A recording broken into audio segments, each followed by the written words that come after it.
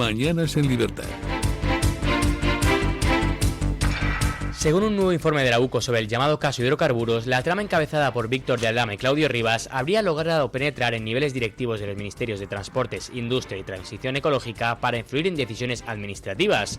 El documento señala que la organización destinó alrededor de 1 millón de euros para comprar la voluntad del entonces ministro José Luis Ábalos, su asesor Koldo García y el propio Aldama, con el fin de favorecer a la empresa Villafuel en la obtención de una autorización para operar en el mercado mayorista de hidrocarburos, pese a sus presuntos incumplimientos legales. La UCO sostiene que Rivas empleó una sociedad instrumental para generar un fraude fiscal cifrado en 49 millones de euros entre 2021 y 2022, parte del cual se habría usado para influir en cargos públicos. También afirma que la presión sobre Ábalos se canalizó a través de Koldo García, quien mantuvo contactos con responsables de Industria y Transición Ecológica, entre ellos varios jefes de gabinete y el director general de Política Energética y Minas. Bueno, aquí hay 3, por así decir, puntos destacados de esta trama de hidrocarburos. Nosotros cuando les hablamos de corrupción les hablamos de muchos puntos, ¿no? Del desvío de dinero público, de las adjudicaciones a dedo, en fin, por ejemplo podemos hablar de las obras de Velate, pero en este caso cuando hablamos de la trama de hidrocarburos hablamos de la evasión de IVA, de cómo escondían a través de una serie de sociedades opacas una parte del dinero negro que se estaban llevando a través de esta trama. Y este es el caso particular de la trama de hidrocarburos, que además dice que destinó nada más y nada menos que 1 millón de euros a comprar a Ábalos, a Aldama y a Koldo García.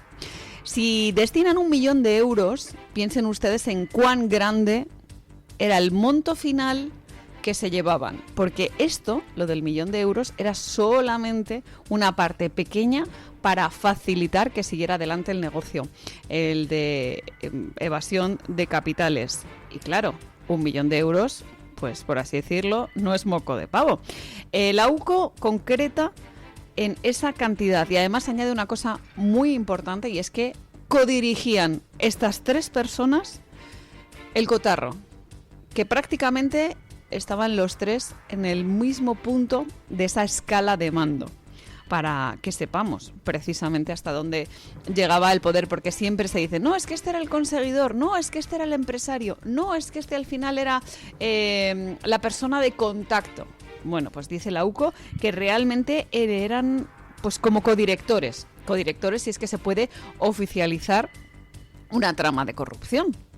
Pero es que eso también pasa en la mafia. Todo el mundo sabe quién es el capo de la mafia. Es una organización secreta, pero que tampoco es tan secreta, sobre todo para los miembros de esa entidad, ¿no? Así que esto es lo que están viendo los investigadores, que están considerando si realmente esta red había conseguido penetrar en los escalafones más altos también de ministerios, lo que ellos llaman los niveles directivos de otros departamentos, como puede ser el Ministerio de Industria o el Ministerio de Transición Ecológica. Y claro, nosotros nos hemos puesto esta mañana a repasar, por así decirlo, qué ministerios, qué carteras están tocadas, que habrá que arrojar luz sobre todo ello, lógicamente, pero para que sepan ustedes hasta qué punto llegan las redes de esta trama de corrupción. Hablábamos de la SEPI, ya saben ustedes que fue detenido junto con Leire Díez, el exdirector de la Sociedad Estatal de Participaciones Industriales, que es un órgano que depende de María Jesús Montero, del Ministerio de Hacienda. También saben, lógicamente, que a través del caso Mascarillas, a través del caso de las obras públicas, que si el túnel de Velate para arriba, para abajo, había una red que tocaba el Ministerio de Transportes en época de José Luis Ábalos. En el caso de los hidrocarburos está también involucrado el Ministerio de Transición Energética. Ahora creo que se llama Transición Ecológica, pero bueno, viene a ser el mismo cuando estaba Teresa Rivera, la que está ahora en la Unión Europea como buena comisaria. Pero es que también, hablando de hidrocarburos, tenemos que señalar a Reyes Maroto, que después se fue al PSOE de Madrid, supuestamente a disputarle la alcaldía a José Luis Martínez Almeida, y que en aquella época era la titular de Industria. Y si hablamos de impuestos, si hablamos de adjudicaciones a dedo, también tenemos que señalar a Nadia Calviño, cuando estaba en la cartera de Economía. Así que, señores, rápidamente haciendo un repaso. Ministerio de Transportes, Ministerio de Hacienda, Ministerio de Transición Energética, Ministerio de Industria, Ministerio de Economía. Y como estoy hablando de los hidrocarburos, no he hablado del Ministerio del Interior, el de Fernando Grande Marlaska, porque también hay una de las patitas de la corrupción que apunta a que se hizo una cárcel, concretamente en Guipúzcoa, si no me equivoco, y claro, el tema de la gestión penitenciaria dependía en aquel momento de Fernando Grande Marlaska, del Ministerio del Interior, y digo dependía porque vaya usted a saber, con estas concesiones, estas cesiones, estos, no sé, chantajes a los que está sometido el gobierno de Pedro Sánchez, pues terminan cediendo absolutamente todo al gobierno vasco, a los secesionistas catalanes, en fin. Hoy vamos a hablar también de una fotografía, la de Arnaldo Otegi y Carles Puigdemont, en otro bloque de noticias, que ejemplifica, que revela hasta qué punto son las cesiones de Pedro Sánchez a los intereses de pues otras muchas personas. Pero sepan que hoy en redes sociales, en diferentes medios de comunicación, van a haber una serie de mensajes que también son muy reveladores de cómo funcionaba esa mafia, que evidencian cómo era esa trama, cómo se gestionaban los negocios y cómo se llamaban entre ellos. Incluido nada más y nada menos que Pedro el Guapo, que era el guapo hace tiempo, yo creo que ha mutado en Pedro el Demacrado. Si han visto fotos en redes sociales o en televisión, verán que no sé si a través del maquillaje, a través del contouring, se le está poniendo cara prácticamente de cadáver a Pedro Sánchez, de cadáver político, porque me da la sensación de que la cosa está al caer. Pero ya les digo, esta es una sensación, una opinión, y a veces también, se lo voy a reconocer, un deseo. El expresidente del gobierno, José Luis Rodríguez Zapatero, aseguró no estar preocupado por las recientes detenciones del presidente y del CEO de Plus Ultra y descartó que puedan afectarle.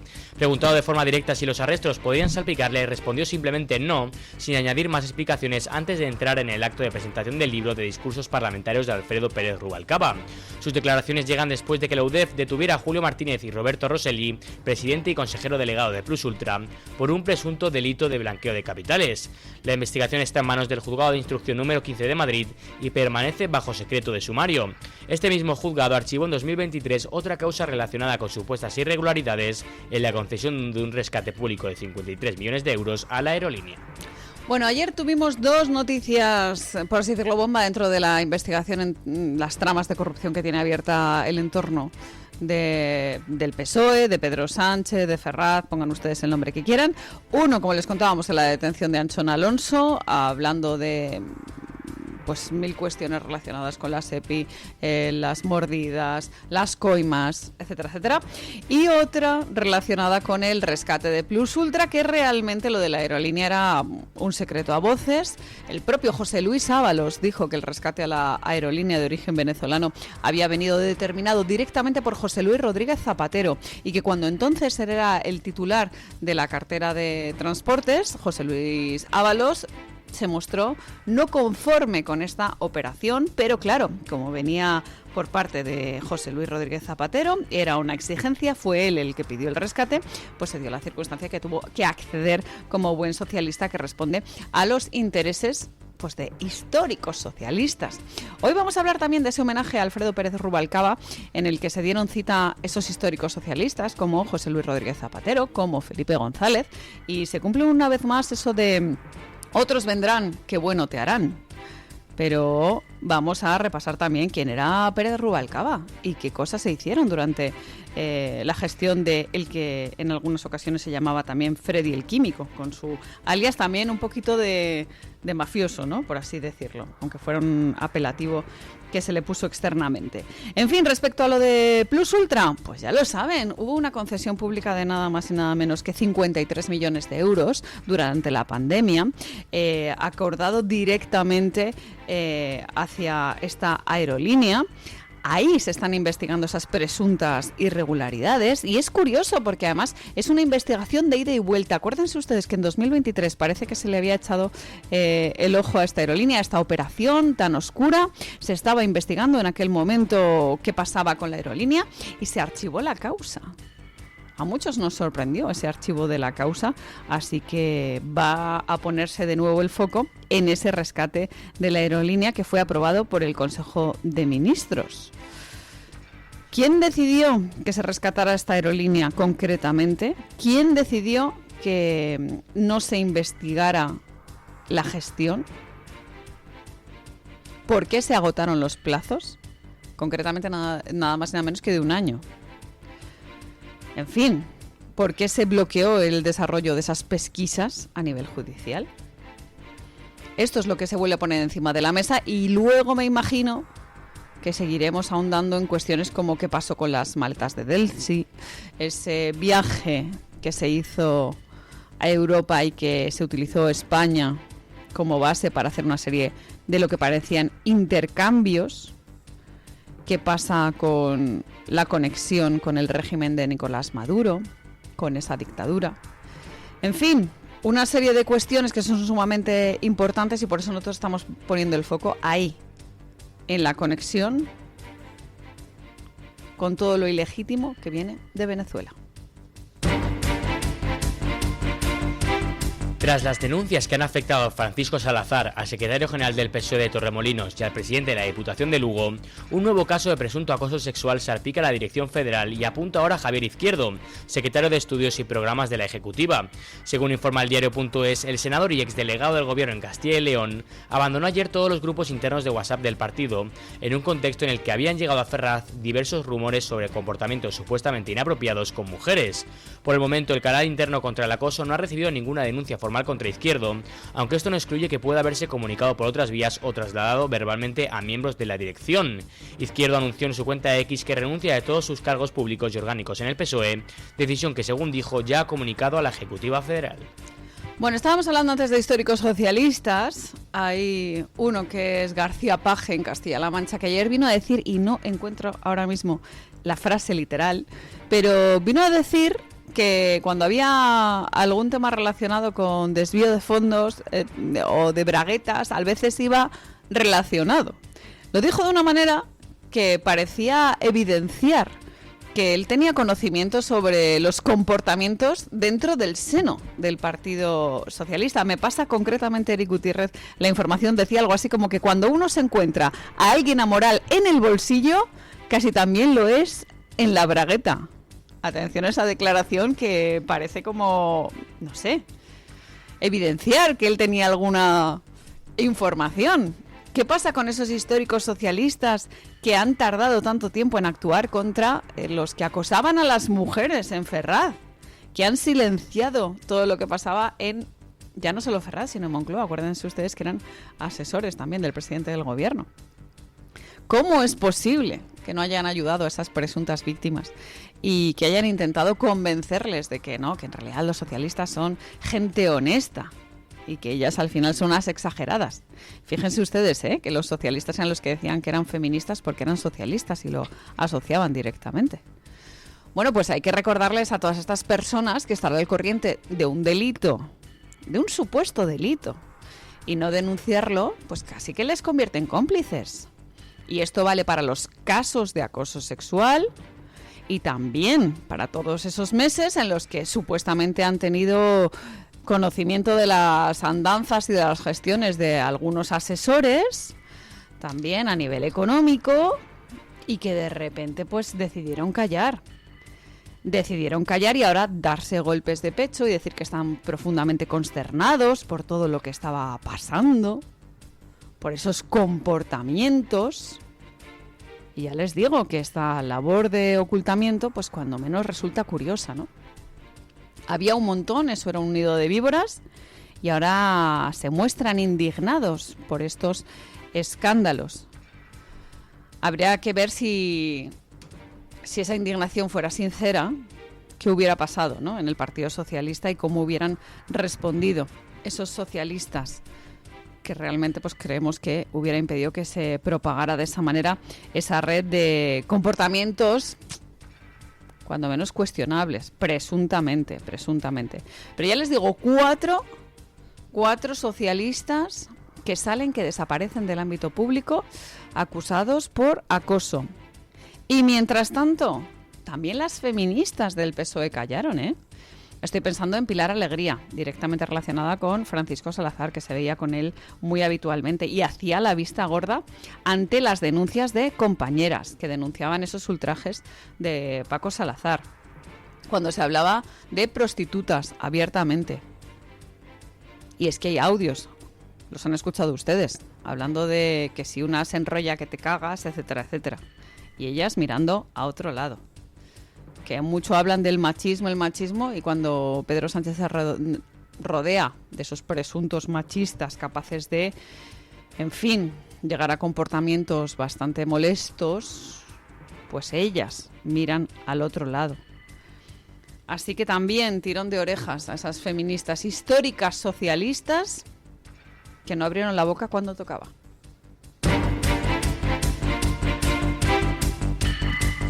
El Ayuntamiento de Madrid ha aprobado una modificación de la Ordenanza de Movilidad Sostenible que redefine el estacionamiento en la ciudad e introduce nuevas restricciones al uso del coche privado con más zonas de parquímetros y horarios ampliados.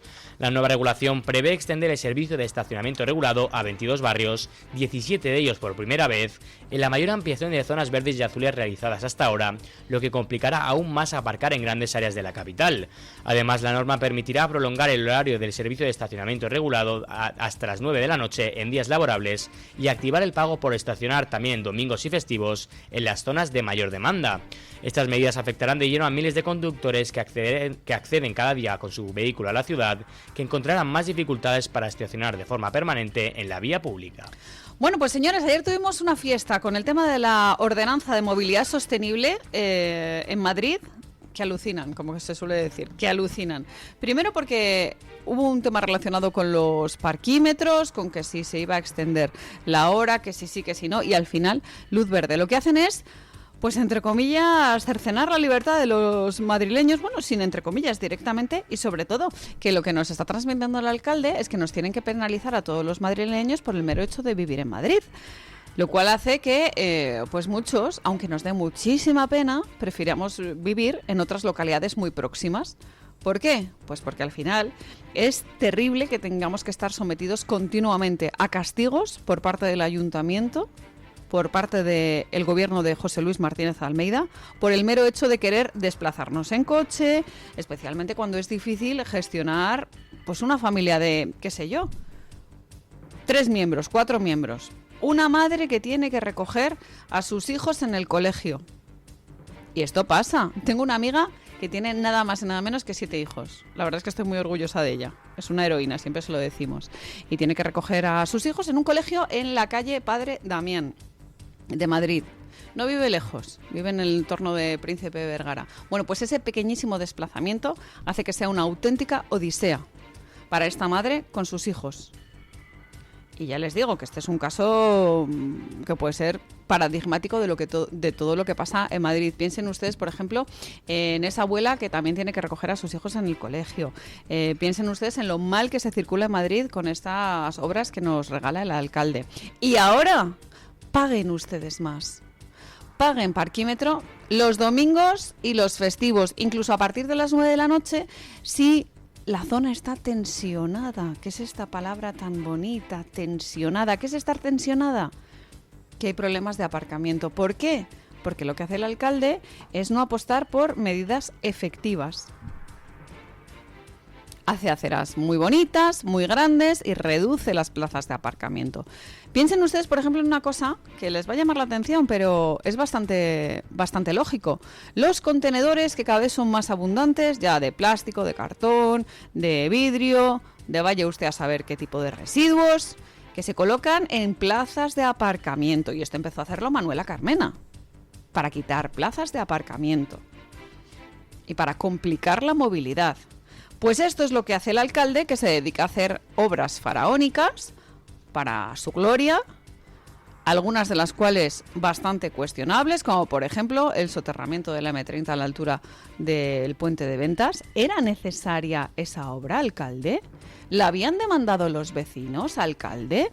¿Se está gastando usted una millonada y no me cabe duda de que va a quedar precioso, pero que va a implicar que se recaude mucho dinero que salga de los bolsillos de los madrileños, y lo va a hacer porque usted quería tener un parque maravilloso que inaugurar en vísperas de las elecciones municipales. Me da muchísima pena el caso del alcalde de Madrid, que lo tiene todo para caerme bien. Es un tío del Atleti, campechano, tiene su gracejo, baila chotis el día de su boda, acaba de ser padre de un niño que se llama Lucas. Me alegro muchísimo por esa parte personal. Y sin embargo tiene lo peor de las políticas ambientalistas, esas políticas woke que usted compra con ese buenismo característico de los acomplejados, de quienes piensan que al final el ser humano es culpable de absolutamente todo, de todas las emisiones, de todo el carbono, y que al final le niega al ser humano la capacidad de inventar, de reinventarse, ese ingenio por al final pues seguir sobreviviendo pese a la supuesta contaminación que nos asfixia. Porque estas medidas, la de la ampliación del horario de estacionamiento regulado a domingos y festivos, lo hace sobre todo por esa excusa medioambiental que dice que viene impuesta desde Europa, y realmente lo que hace es castigar, como les digo, a todos los madrileños y aumentar la frustración de quien tiene que pagar por espacios donde anteriormente el estacionamiento era libre. Así que, señores, les están invitando directamente a que se vayan fuera de Madrid. Pero no, señores, ya les digo yo que no lo vamos a permitir. Y una última cosa que nos viene desde Estados Unidos. Al parecer, el gobierno de Donald Trump ha desvelado la cifra exacta de los deportados. Les damos un dato de lo que está pasando allí. Las autoridades de Estados Unidos han informado de que más de 2,5 millones de personas en situación irregular han sido deportadas o han abandonado voluntariamente el país a lo largo de 2025, una cifra que el gobierno ha calificado como un logro monumental. Unos 600.000 inmigrantes ilegales han sido deportados en menos de 365 días y otros 1,9 millones se han autodeportado, lo que supone más de 2,5 millones de personas en situación irregular que han abandonado el país. Un logro monumental, señaló el Departamento de Seguridad Interna en un comunicado. El anuncio se produce pocos días después de que el Departamento de Justicia confirmara la incorporación de decenas de nuevos jueces destinados a agilizar las deportaciones dentro de las políticas contra la inmigración irregular impulsadas por la administración del presidente Donald Trump. Trump, por su parte, insiste en eliminar las millones de admisiones de inmigrantes ilegales que fueron aprobadas por Joe Biden y expulsar así a cualquiera que no sea un activo neto para Estados Unidos o sea incapaz de amar a este país. Bueno, hay dos puntos fundamentales de la política de Donald Trump. La primera, que las deportaciones masivas lo que están permitiendo es liberar o retirar del país a delincuentes y posibles amenazas, y por tanto Donald Trump está velando por los intereses de los ciudadanos americanos, contribuyendo a una mayor sensación de seguridad a través de esas deportaciones. Y luego hay otro argumento que lo ponían encima de la mesa, y es que al eliminar esa carga se liberan muchos recursos para otras personas. Así que de ahí la importancia de esta comunicación que hacía directamente el gobierno de Donald Trump.